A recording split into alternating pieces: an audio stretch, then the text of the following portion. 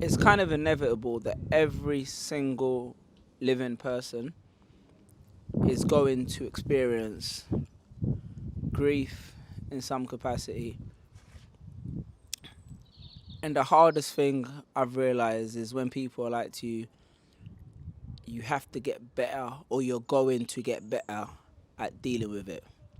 What if I don't want to get better at dealing with it? What if I want to avoid it completely? What if I want to live a life where that pain of losing someone doesn't have to be reoccurring? Don't get it twisted. There's ways to handle grief, and there's ways that people tell you will make it easier. I haven't discovered them yet, and I was thinking about this because the other day I was walking down this road. The road is not too far from the path in which I take my son to school, and that road is significant to me because it was the last time I saw someone who I'd call an acquaintance. I wouldn't say friend because we didn't check up all the time on each other. But walking past that road, every so often, I get this kind of like awakening because it was a normal day. We was cruising down the road. I heard a car beep. I turned around and I saw my friend and I just waved at her like, yo. And it was kind of one of these, yeah, I'll call you, I'll catch you later. And we just kept up with each other on social media. The sad reality is that that was the last time I was going to see her. I didn't know that. I shortly found out that she died. It's windy out here, boy. It's windy and the birds are chirping. But just based on this subject matter, I feel like I just take solace in the fact that it's alive out here. Yeah, that was the last time I saw her. I didn't know that would be the last time I would see her. And I often wonder with myself, if I'd known, would it have been different? Would I have taken more time to chat to her, embrace her, hold her, find out about her situation? And it is so often that we take people and experiences for granted,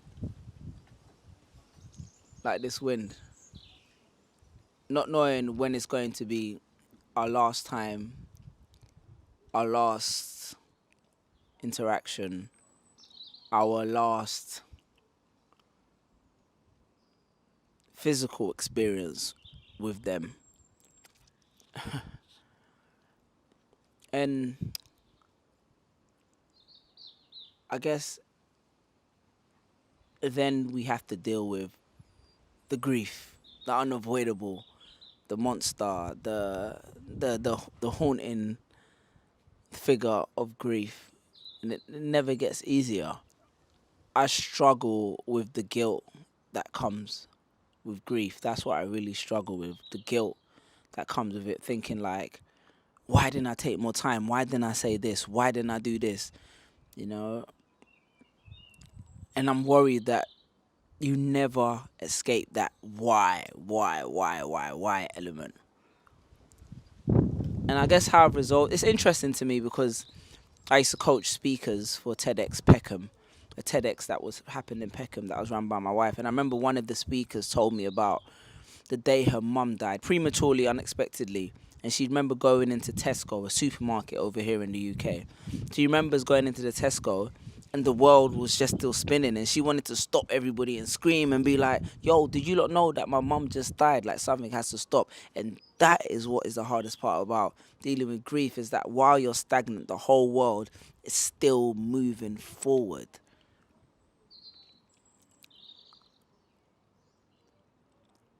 That's the part that really hurts. I guess what I try to do is, and what you lot should try and do is, like, you should try and remind yourself that, and I wrote about this in my newsletter, that's what I'm talking about, it is that yesterday is gone, but yesterday is not today. Today grief acts as a reminder that everything is temporary. That the fact that we made it through today unscathed, that the wind is blowing, the sun is shining, which is very rare in the UK, and the fact that, you still have those loved ones around you, that is a win. So I found that even in the L that we take from grief, we still are able to take that W. And it's hard to remind yourself that you still have today and that today is still important and you're still alive and all of that, because we're always on the move. But when I do get hit with the grief of walking past that road, sometimes when I'm walking my son home, I just hold him a little tighter and be like, rah, you know what? We're still here. We're still alive. We're still thriving. And we have opportunities to celebrate and make a difference. And you got to take each win as it comes. You got to take each day as it comes. And you got to take each memory and honor it by making the most of what you have that others have lost. I write about this stuff in my newsletter, for better or for worse. But I just wanted to kind of just talk a bit about it.